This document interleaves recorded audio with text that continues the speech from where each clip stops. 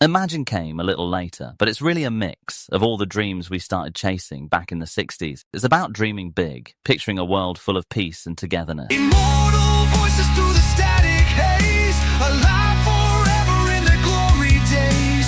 Echoes of truth in the tales they spin. The Aidan experience, let the show begin. Welcome, ladies and gentlemen, dreamers, thinkers, and wanderers of the mind. I am Aidan Lifeson, and you are about to embark on an experience like no other. Whether you're tuning in from the depths of your daily routine or the edge of a sleepless night, you've just stepped into something completely different. This is the Aidan Experience Show, and from this very first episode, you'll watch incredible interviews with unimaginable personalities, people who rarely, if ever, appear on podcast talk shows. We'll dive into what they're currently exploring in their personal and artistic lives, what they think about the present, the future, and we'll revisit their brilliant pasts.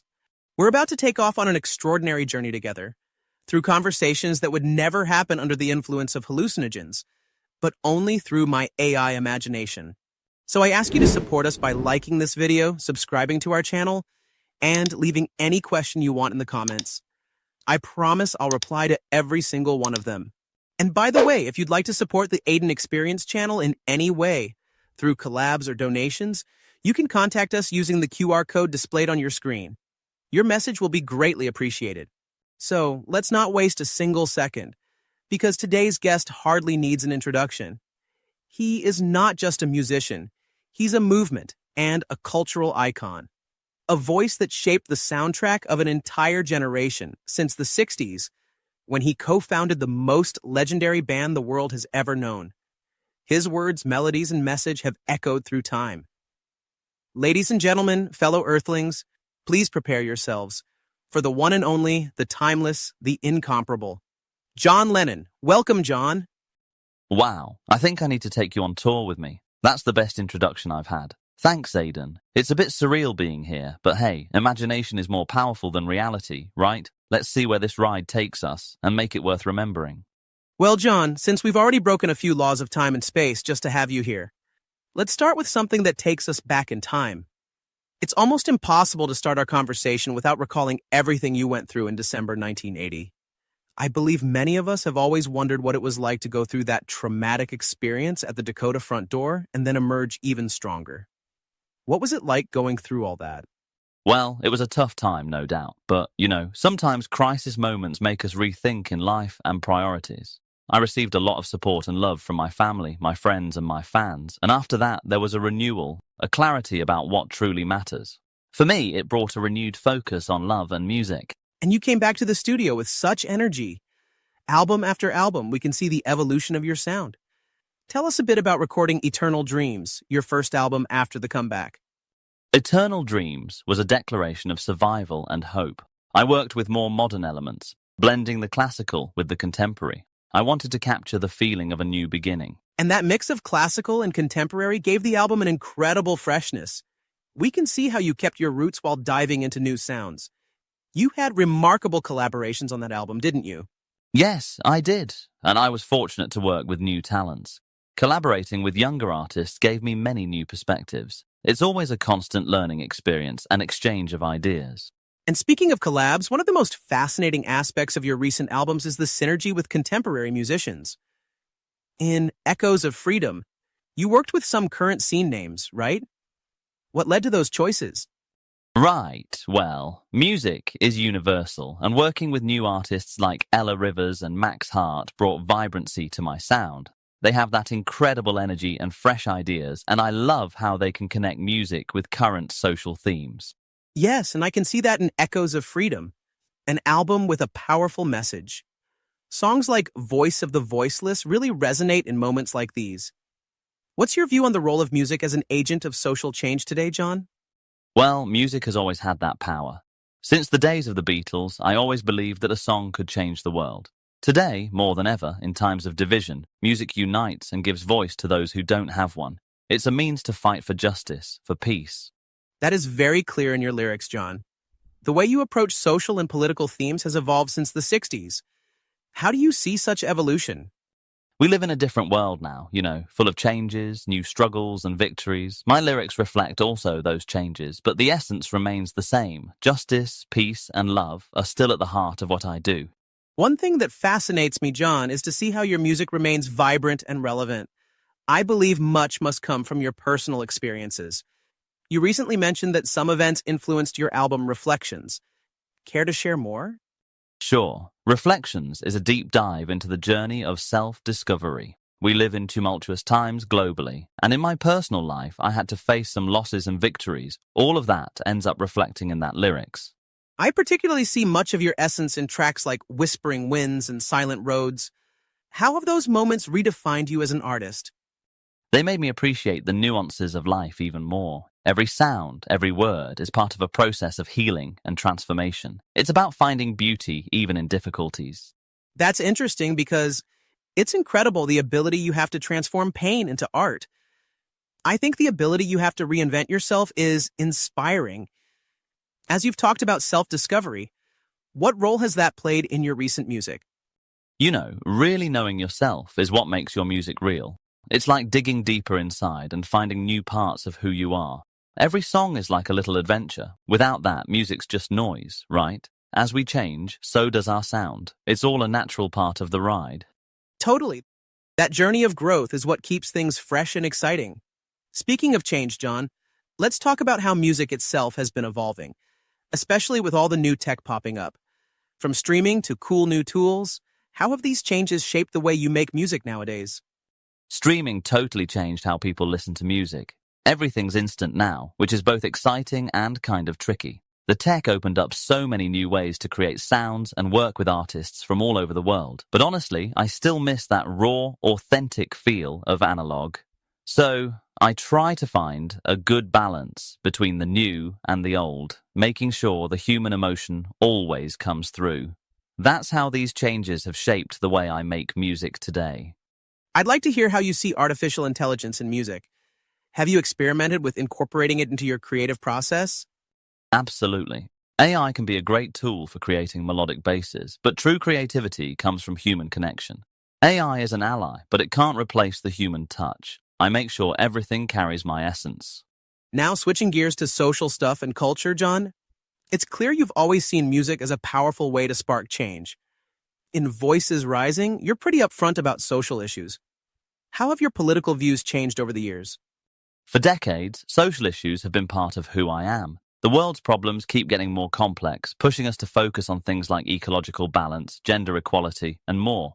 Voices Rising is my way of capturing those urgent calls through music. It's really important for me to use my voice to raise awareness, and I'm committed to making sure what I say stays true to my values. And how do you see music still making a difference, especially for the younger generations coming up now? Well, music goes beyond cultures and languages. It brings people together, and today's generation really values authenticity. With that in mind, I think music will keep being a big part of how we learn and get inspired. The real change starts with us. Every beat, every lyric can move someone, and those little personal revolutions, they add up to something much bigger. So, John, let's talk about your gigs for a sec. With all the success and non-stop world tours, how do you manage to keep a balance between your personal life and your career? It feels like you really explore that in boundless horizons, right? Yeah, you're right. Finding that balance is always a bit of a juggling act. Music's my passion, no doubt, but it's my family and friends that really give it all meaning. Boundless Horizons definitely reflects that. Tracks like Home Whisper and Eternal Echoes are all about enjoying the little things and appreciating life's simple moments.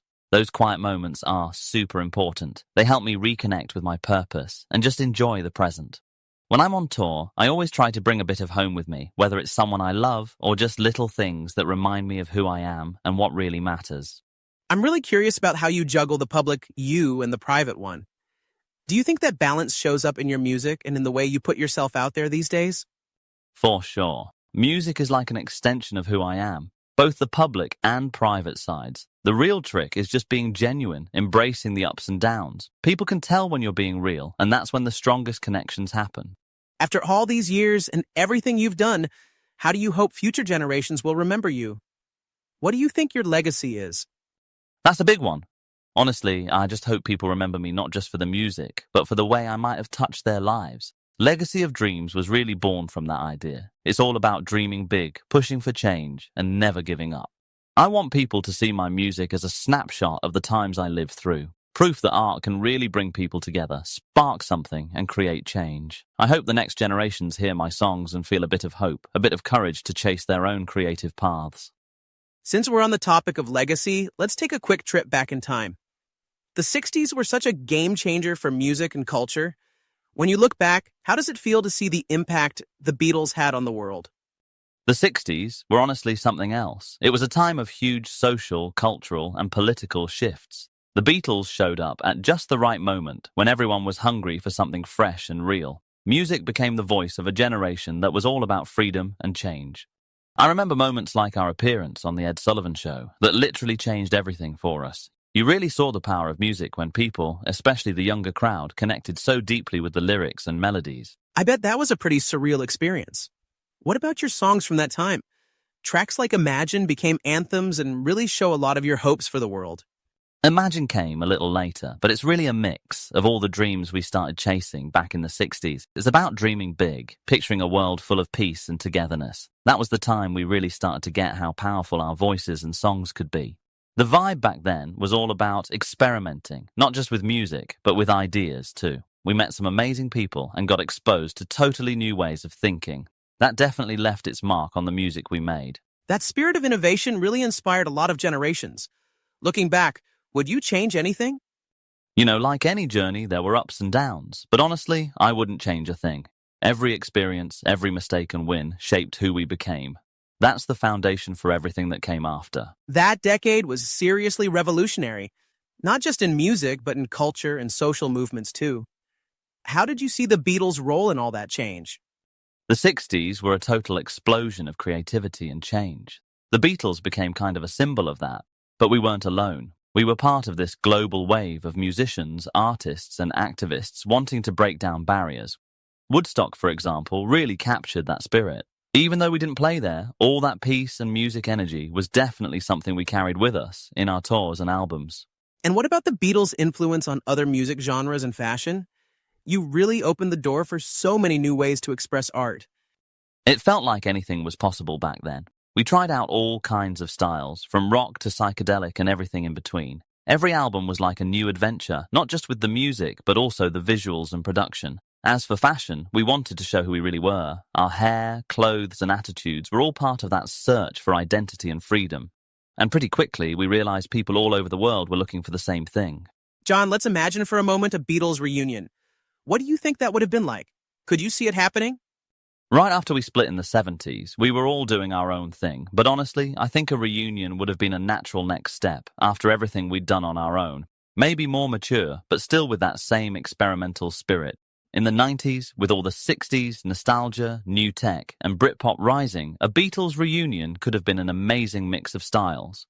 How about a reunion now with all these digital platforms around?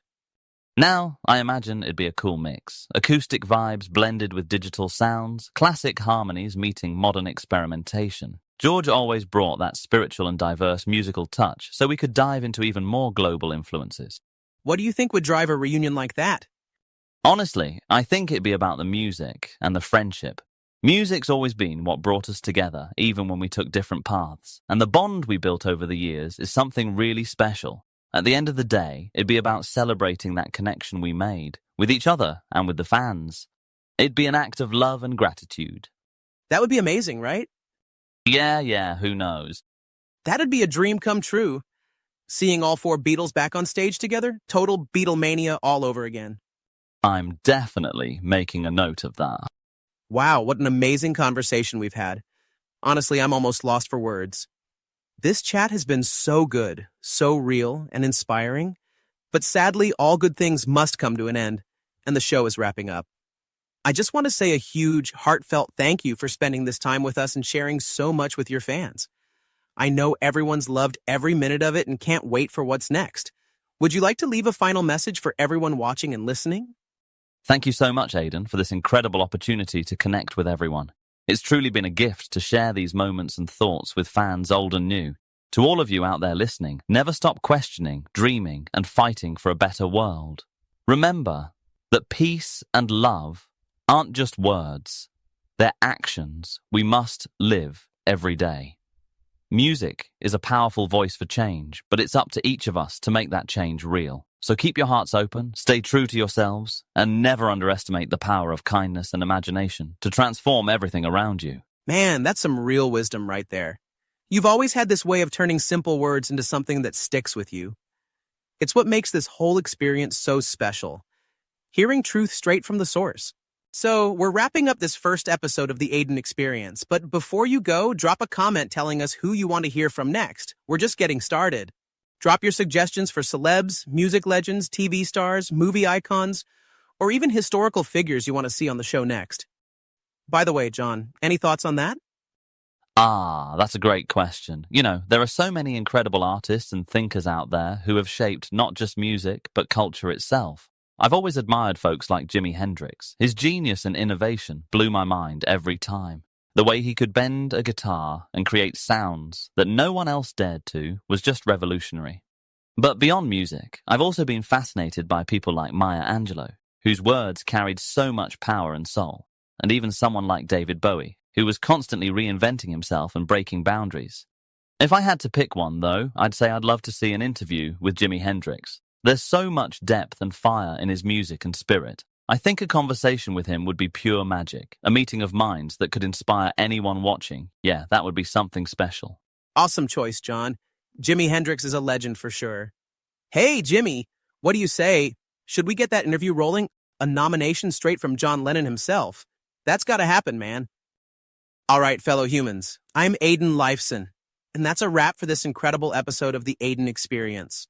If you enjoyed the show and want to support us, whether it's through donations or collabs, you can reach out using the QR code on your screen. Don't forget to like, subscribe, and drop your thoughts in the comments. Also, besides YouTube, follow us on Instagram, TikTok, and Spotify. All the links are popping up right now. Love and peace always. Catch you next time. See ya. See ya. Immortal